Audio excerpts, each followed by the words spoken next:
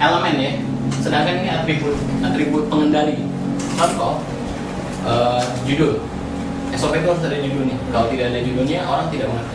Pak, untuk memotong sebentar. Iya boleh. Nanti kalian dikasih kan? Oh iya, nanti diberikan. Soalnya saya nggak nyatet. Kecepatan kayaknya kalau. Tenang saja, tenang. Nanti saya berikan. Sama-sama. Karena ini untuk perusahaan. Itu udah Pak? Enggak. Nama penyusun. Siapa yang menulis? Apakah Irfan atau sesuai dengan biasanya dibentuk tim SOP. Tim bukan hanya sendiri untuk membuat SOP.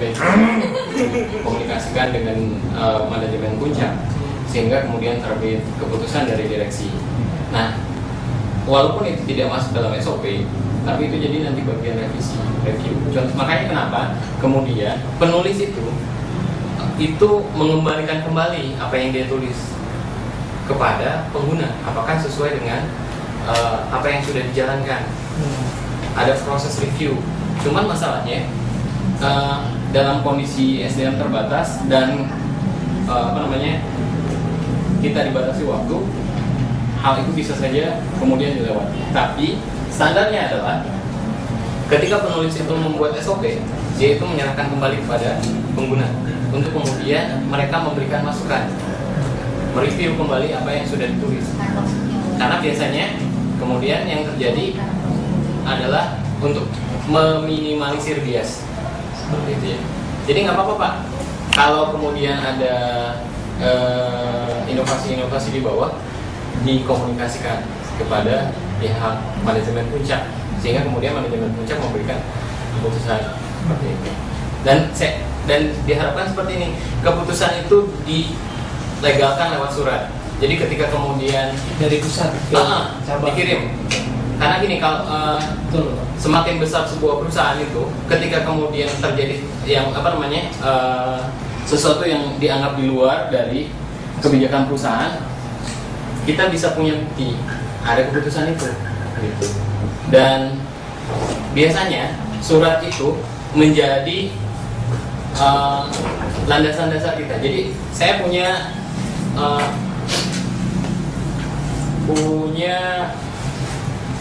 pengalaman di perusahaan lama saya. Jadi suatu saat data itu hilang, data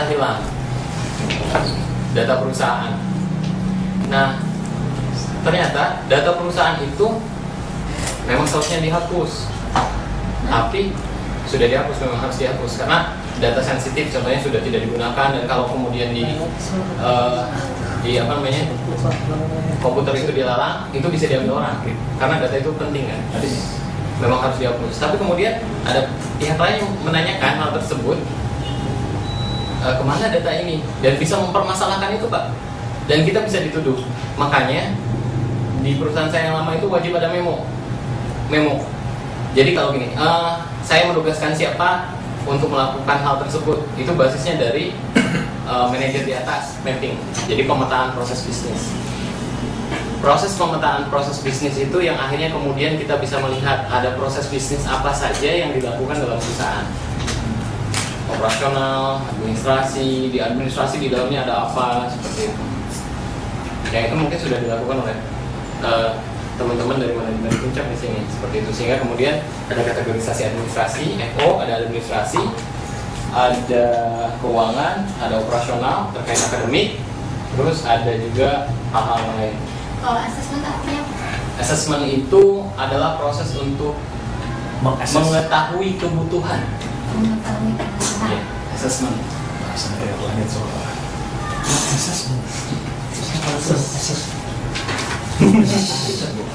Terus pembentukan tim penyusun, jadi timnya sendiri Pak.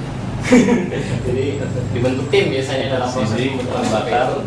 Terus ada pengembangan, penerapan, dan evaluasi. Jadi ketika nanti kita ada pilot project untuk kemudian menerapkan SOP yang baru itu, dan sekarang sudah kayaknya untuk operasional akademik ya Mbak? Belum. Akademik sudah dikirim ya Palembang? SOP belum. Yang baru? Belum review belum ya. Jadi nanti ada penerapan, evaluasi. Biasanya dari proses itu ada feedback. Nah feedback itu yang kemudian merevisi SOP. Nah itu dia Pak, saya setuju Pak. Jadi kalau misalnya SOP itu sudah dijalankan dan tidak sesuai, SOP bisa diperbaiki Iya ya. betul. Bukan kesalahan pusat ya. Iya. Yang penting harus dilaksanakan dulu untuk kemudian dievaluasi kembali. Betul. Ya. Apakah mungkin atau tidak diterapkan seperti itu? Tidak bisa mengevaluasi kalau belum diterapkan ya. Iya betul Pak. Karena pengembangan penerapan evaluasi. Ini lagi ngantuk Pak. Ini Ini karena pada ngantuk nih. Berat materinya nih kayaknya. Aduh. itu kayaknya pakai kalau lagi Terus ngantuk. termasuk ini Kalau saya gitu. apakah SOP dari pusat itu harus melalui jalur hierarki juga? Misalnya Wah. manajer area dulu. Artinya kan gitu dong. Supaya bangun semua kan. jangan sampai misalnya operasional.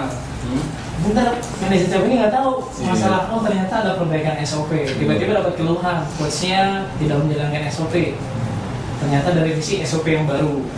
Karena tadi tadi kan ya, karena mungkin pemimpinnya juga jarang bertanya kan. Sanatnya itu harus utama. Iya betul betul. Apakah tadi hierarki itu juga berlaku dalam pemberian SOP? Tidak hanya dalam teknis tadi kan dalam kinerja cabang, tapi bisa dalam membuat kebijakan disampaikan dulu ke pimpinan yang tanggung jawab, sehingga nanti enak gitu. Terus terang saya kalau briefing sama manajer cabang yang di Mampang itu bingung kita briefing apa. Manajer cabang Sembilan gimana? Dirinya sendiri lah, saya sendiri. Atau Pak Abu, ada nggak sebenarnya di SOP kita itu yang sifatnya SOP simple, SOP hierarki gitu ya? Itu kan jenis-jenis SOP itu tadi tuh. Yang kita punya ini SOP apa yang di jenisnya gitu kan? Ada SOP simple, ada yang hierarki simple juga. Hierarki simple. Terus kalau yang bagian alir juga ada. Kalau bagian alir sudah dimasukkan dalam SOP, jadi kita sudah melengkapi. Jadi gini, kalau yang simple itu Ya. dia hanya tulisan-tulisan saja. Oke, iya udah dijelasin tadi Pak. Saya Jadi bangun Pak. yang sekarang yang simple itu udah nggak ada. Oh udah nggak ada? Iya. Simple Sekarang, udah nggak ada Pak. sekarang itu yang ada itu yang narasi simple dengan ditambah bagian alir seperti itu. Jadi kalau narasinya hierarki ya? Berarti hierarki ya? Iya. Jadi kalau dia dilakukan oleh sendiri tanpa harus persetujuan orang lain, Itu namanya narasi simple. ya seperti itu. Kalau hierarki itu dia butuh persetujuan. Nah kira-kira dari SOP yang ada sekarang ini Pak, itu rata-rata hierarki semua ataukah SOP simple sebenarnya? Cerdas. Itu harus dilihat lagi Pak. Jadi gini, kalau itu merupakan titik kritis, contohnya laporan keuangan, itu wajib direview oleh manajer cabang. Tuh. Kenapa? Karena manajer cabang wajib mengetahui tentang kondisi Keuangan. keuangan perusahaan, keuangan cabang. Nanti apakah dia itu sudah over? Contohnya, biasanya kan pengeluaran terbesar di operasional. Ya. Oh, di marketing Pak. Betul, marketing loh paling marketing kan tujuannya menghabiskan uang. Mancing. Kalau nanti di franchisor itu, di franchisor Coba itu, tanya berapa puluh juta. nanti ada batasan berapa persen yang keluar dari dana yang harus di Nah. seperti itu. Nanti Pak, berdasar Pak. Itu benar Pak. Sekarang juga memang saya juga sedang kalau kemarin kan dapat dua pendekatan. Kalau kita ingin melihat peningkatan cash flow melalui efisiensi cost. Ya masalahnya kan kita belum tahu nih peta marketing sih berapa. Kalau kata Pak Yono sih 30% gitu. Oh, ini betul juga nih. Tapi kan itu kan statement Pak Yono. Ya kan kita belum ada standarisasi sehingga tadi 30% dari target ya, dari omset target omset. itu Nanti berdasar dibahas. Kalau itu saya tidak bisa menjawab 30% itu, tapi itu nanti dibahas di manajemen puncak berapa standarnya. Dan standar itu belum ada di kita, belum ada.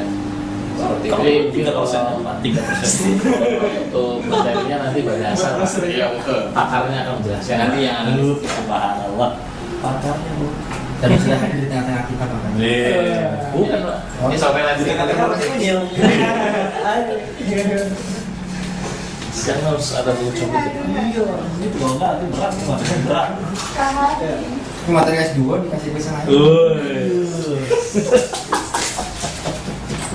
Nah ini SOP life cycle. Jadi siklus Masa fungsi itu SOP nyambung. sendiri. Sebagai alat pandu, alat kendali, alat ukur, alat reward dan punishment hingga berakhir. Nah, itu Pak bagus Pak, itu reward and punishment ini gimana Pak? Jadi kita, saya sudah memasukkan di dalam SOP itu Iya. untuk sementara ini waktu yang jadi ini. Waktu. Ya, contohnya Indikator keberhasilan waktu. ya 30 menit menelpon, menerima telepon dari pelanggan. 30 menit. Providernya apa Pak? 30 menit. atau terlalu lama. Saya itu berbasisnya ini ya, perkiraan. Jadi kalau pelanggan itu maaf Pak, 9 menit tadi, 30 menit maksudnya? ini, kalau kemudian si front office itu terlalu lama gitu, Lebih dari 30 menit. lebih dari 30 menit, atau memprospek lebih dari 30 menit, itu berarti sudah tidak memenuhi KPI-nya. Nah, Standarnya. Seperti itu, standar. Jadi standar, tapi ini belum dibakukan ya, belum Pak. 30 menit. Example ya ini mah ya, example ya, contoh ya. Iya, contoh saja gitu. Karena nanti kalau kita menerima telepon, siapa tahu ada telepon masuk, mengurangi prospek. Kedua, kalau kemudian kita terlalu lama, itu artinya kemudian kita tidak efektif dan efisien untuk mengoptimalkan percakapan yang kita lakukan untuk kemudian closing, contohnya seperti itu. Tapi saya nggak tahu nih kalau di marketing berapa, karena sekali lagi itu harus berbasis dari realitas yang ada. Ya itu nanti harus ada ini waktu ukurnya. Kalau marketing Pak, kalau sudah pakai bahasa daerah, karena Itulah. itu Kayak gitu. Atau contohnya kita menelpon orang lain. Kalau menelpon orang lain lebih dari 30 menit, pertama pemborosan. ya, Ya kan? Pemborosan. Dan juga kalau kemudian ada telepon masuk, salah satu. Jadi di SOP itu juga disampaikan gitu ya, standar-standarnya ya. Ya, berapa menit? Berapa menit? Berarti kalau di SOP rata-rata standar itu dari sisi waktu. Salah satunya dari sisi waktu. Berapa menit? Sehingga kemudian ini salah satu alat ukur untuk manajemen. Jadi kalau kemudian seseorang itu melakukan proses, contohnya menerima telepon pelanggan atau melakukan pembuatan soal dan sebagainya, itu ketahuan berapa banyak waktu yang dihabiskan oleh karyawan tersebut untuk menyelesaikan sebuah atau berbagai aktivitas pekerjaan. Kalau di SOP simple ada itu Pak, reward and punishment itu. Itu belum. Sudah Jadi kalau ditetapkan kemudian poin-poinnya. kan nanti dari sini kemudian dilihat di analisis, hasil analisis, contohnya laporan dari manajer cabang. Ternyata kebanyakan dari pegawai, contohnya menggunakan telepon terlalu lama, itu kan bisa kelihatan. Itu bisa saja kemudian dijadikan alat reward dan punishment. Tapi selain itu kan bisa lewat coaching dulu. Ya. Bagaimana memanfaatkan 30 menit itu untuk efektif. Seperti itu. Artinya maksudnya begini Pak ya, berarti untuk reward and punishment itu bergulir ya dengan ada karena berproses. berproses ya, tidak diterapkan langsung ya. Enggak. Tapi kita lihat dulu, yang penting datanya masuk dulu. Misalnya data ternyata rata-rata sebagian besar 45 menit, maka dicoba reward 30 menit, bisa efektif. Ternyata berjalan nih 30 menit, besoknya diturunin lagi di 20 menit misalnya gitu. Iya, betul. Gitu ya terus. Ya, nanti kan feedback. Ada feedback terus ya. Sampai kemudian kita mendapatkan nilai ajak berapa